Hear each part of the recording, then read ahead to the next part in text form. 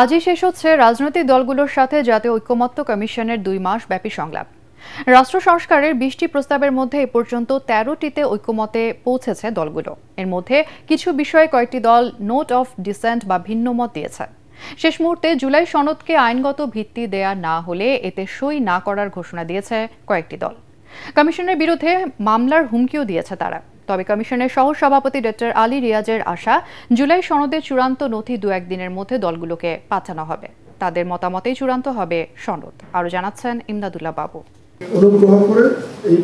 রাজধানীর foreign service একাডেমিতে জাতীয় ঐকমত্য কমিশনের সাথে দ্বিতীয় পর্যায়ের শেষ দিনের সংলাপে উচ্চকক্ষ গঠন ও নির্বাচন পদ্ধতি, রাষ্ট্রপতি নির্বাচন ও তার ক্ষমতা, রাষ্ট্রের মূলনীতি, সরকারি কর্মকমিশন, দুদক, মহা হিসাব নিরীক্ষক ও নিয়ন্ত্রক এবং ন্যায়পাল নিয়োগের বিধান ও নাগরিকদের মৌলিক অধিকার সম্প্রসারণ বিষয়ে আলোচনা হয়।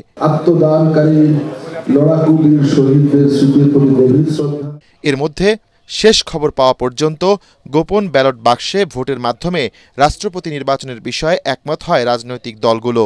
এছাড়া সংবিধিবদ্ধ প্রতিষ্ঠানে নিয়োগ সংক্রান্ত কমিটি গঠনের বিষয়ে ভিন্ন মতসহ কয়েকটি বিষয়ে ঐক্যে পৌঁছায় তারা। তবে উচ্চকক্ষ গঠন সহ আরও কয়েকটি বিষয়ে হয়নি ঐক্য।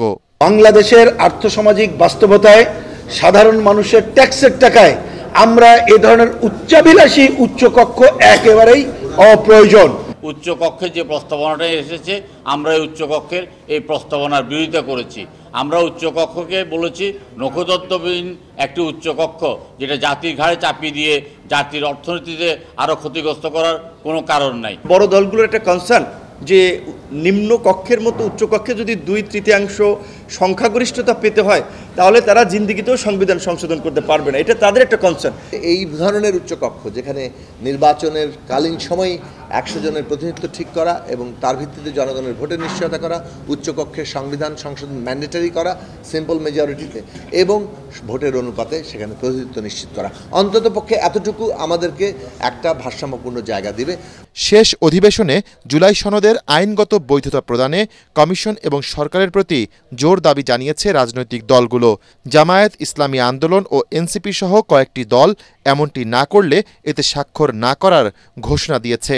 আর বিএনপি সহ কয়েকটি দল চূড়ান্ত সনদ পেলে এতে স্বাক্ষরের আশ্বাস দেয়। 54 বছরের শপথ ভঙ্গ করে একেবারে অফিসিয়ালি, তাইলে এখানে মাত্র আমরা গুডউইলের ভিত্তিতে অঙ্গীকারবদ্ধ হওয়ার ভিতরে এটার কোনো যথার্থতা নাই। এবং এটা আমরা এতদিন যা কাজ করছি, যদি এটা আইনি ভিত্তি না দেয় তাহলে এটি জিরো। এবং আমি বলেছি যে এটাকে আইনি ভিত্তি না দিলে যে জিরো হবে, সেই জন্য আমরা কমিশন এবং সরকারের বিরুদ্ধে কম্পনসেট মামলা করব আমাদের সময় নষ্ট করার জন্য। বাংলাদেশের মানুষেরা এক দল দুই দল তাদের মধ্য দিয়ে পরিচালিত না হওয়ার জায়গা থেকে আমরা অনেকগুলো দল তাদের সন্নিবেশের মধ্য দিয়ে দেশটা পরিচালিত হবে। গণতন্ত্রের একটা অবাধ চর্চা হবে।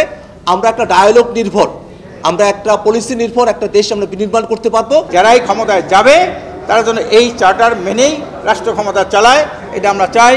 যদি জুলাই সনদের যদি আইনি ভিত্তি না থাকে, এখানে সিগনেচার করে না করা সমান, এটা কোনো মূল্য নাই। আমরা তখন চিন্তা ভাবনা করে দেখবো, যদি আইনি ভিত্তি দেওয়া না হয় আমরা পরিষ্কার বলছি আমরা এখানে সিগনেচার করবো না। গণ অভ্যুত্থান করেছি, ছাত্র গণ অভ্যুত্থান করেছি, ফ্যাসিবাদের বিদায় হয়েছে, এটা কি আইনি ভিত্তি ছিল? এটাকে বলা হয় legitimate expectation of the people. আমরা জুলাই ঘোষণাপত্রকে স্বীকার করিনি। আমরা এই জুলাই ঘোষণাপত্রকে ঘোষণাপত্রের মধ্য দিয়ে সংবিধানের 4র্থ তফসিল অন্তর্ভুক্ত করব, সেটা অঙ্গীকার করিনি। এটা হচ্ছে legitimate expectation of the people, এটাই সার্বভৌম এখতিয়ার। সুতরাং আমাদের যে সম্মতি, এর উপরে কোনো আইনি ভিত্তি হতে পারে না। এ সময় কমিশনের সহসভাপতি বলেন, জুলাই সনদ বাস্তবায়নের প্রক্রিয়া নিয়ে আলোচনার সুযোগ রয়েছে।